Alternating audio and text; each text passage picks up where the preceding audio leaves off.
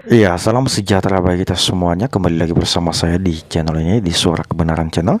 Salam damai bagi kita semuanya dan Tuhan Yesus memberkati kita.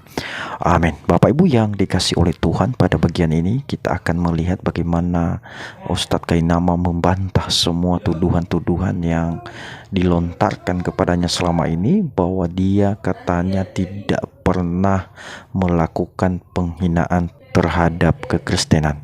Dia mengatakan bahwa itu semuanya hanya fitnah dari orang-orang yang tidak suka dengan Ustadz Kainama. Nah, Bapak Ibu yang dikasihi oleh Tuhan, pada video kali ini saya akan membagikan bagi kita semuanya kumpulan dosa-dosa Kainama kepada orang Kristen. Seperti apa cuplikan videonya?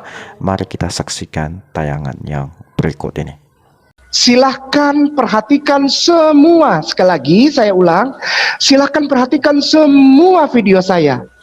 Tidak ada yang saya menghina, menjelek-jelekan, mengunderestimate, insulting, degrading, nggak ada. Faktanya, Timbunlah tanah yang berlubang. Ini kau mau ajak aku ibadah apa mau kerja DPU? Kan timbun tanah berlubang kan? Jangan salahkan saya, bukan penghinaan. Ini saya tanya. Ini saya tanya. Ya. Shout to the Lord on the earth, let us pray. Sampai loncat-loncat itu pemain bass. Ini mau konser apa mau ibadah? Yang kedua, Berarti kita percaya Yesus, kamu tidak percaya. Kenapa? Orang telanjang dibiarin digantung tiap hari ada. Dipaku, kasihan. Kamu tidak cinta di kok. Aduh, kedinginan mana pada baradonas gitu deh. Aduh, mana luka-luka lecet-lecet. Waduh, ngajar rendol gitunya ya Allah. Kasihan mana gondrong belum sempet potong rambut deh kan. Aturannya ini udah ulang tahun potong rambut 25, nanti dia ulang tahun kagak potong rambut. Cukur gente atau dipameserkan atau dibelikan atau dibeliin cukuran, nyukur aja kagak. Ini bukan penghinaan. yang ketiga, Kelahiran cuma ada di Matius dan Lukas. Markus, Yohanes gak tulis. Seharusnya Karesteng nih. Aduh, kalau memang begini ya, Karestengku sayang, cintaku yang aku hormati, apakah kamu waktu Allah bagi-bagi otak datang nggak? Itulah, itu harus harus dilihat.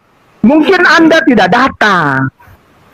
Ya, waktu otak dibagi Anda tidak absen begini, Allah, Anda ada enggak, jadi Anda nggak kebagian gitu ya. Astagfirullahaladzim. Ya, iya, karena seharusnya udah pasti curiga gitu. Kenapa? Oh, ini beda, dua yang tulis beda. Sudah gitu, dari antara empat ini cuma dua yang tulis silsilah dan kelahiran, yang dua ini enggak. Ya kan? Beda. Kita barusan dengar bagaimana Bangke protes, kenapa silsilah Yesus hanya ditulis dalam Matius dan Lukas, kenapa tidak ditulis pada keempat Injil. Inilah akibatnya kalau orang cuma ngaku pernah sekolah. Dia tidak tahu bahwa penulisan Alkitab tentunya punya maksud teologis dari setiap penulis. Meskipun kisahnya sama, para penulis menyampaikan dari beberapa perspektif. Giliran nanti ada kisah yang ditulis pada keempat Injil, Bangke akan katakan bahwa itu copy paste.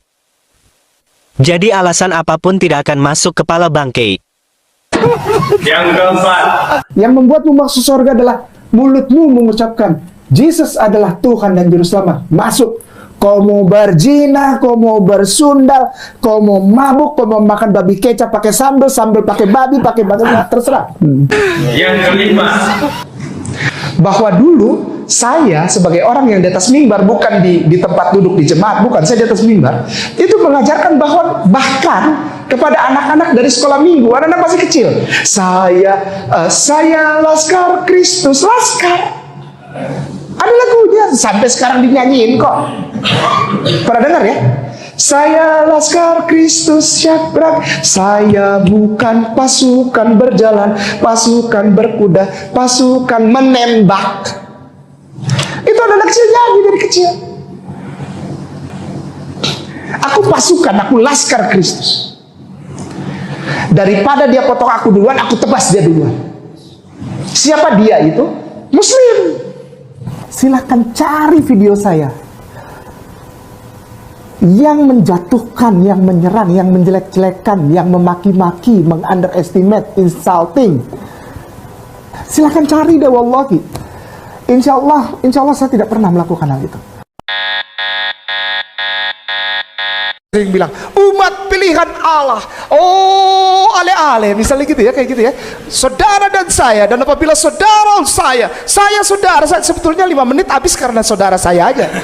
Sebetulnya dia nggak punya bahan khotbah. Saya dulu gitu, Ustaz. Kalau kehabisan bahan khotbah mulai dah. Hale ya. Apabila saudara, yakinlah saudara. Apa orang nggak ada ngomong? Main yakin-yakinan. Yakinlah, dia telah menyentuh saudara. Dan saudara, nya panjangin biar waktu panjang. Padahal nggak ada bahan khotbah, nggak ada. Kartu mati. Ya. Wow, luar biasa. Wow. Memang keren, cadang. Sepandai-pandai kita menyembunyikan bangkai, satu saat juga bau bangkai itu akan tercium. Ini adalah kata bijak, ya, yang sering kita dengarkan dari para orang tua kita terdahulu, ya. Kebenaran itu memang pahit kalau benar-benar kebenaran, tapi harus ditelan. Karena obat juga pahit, tapi dia harus ditelan. Sekali lagi, nama saya Kainama, saya biasa dipanggil Kay. Yo, bro, pill in the house. Yo, bro, pill in the house.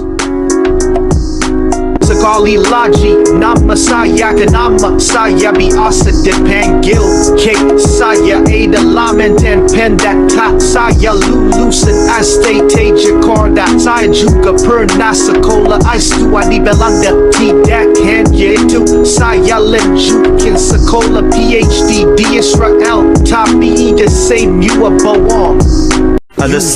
Dia adalah seorang pendeta sebelumnya yang menjadi mu'alaf dengan nama pendeta yaitu Agustinus Christoffel Kainama. Ya. Kemudian ketika beliau berganti agama menjadi Islam, menjadi seorang mu'alaf, beliau mengganti namanya menjadi Ahmad Kainama. Beliau adalah seorang pendeta yang berpendidikan tinggi, yang bersekolah di S1 di Sekolah Tinggi Teologi Jakarta. Kemudian beliau melanjutkan S2-nya di Leiden University Belanda. Kemudian tak sampai di situ, beliau terus meneruskan pendidikannya di S3 di Tanakh Biblical Studies Haifa Israel dengan mengambil bidang minat Holy Scriptural Biblical.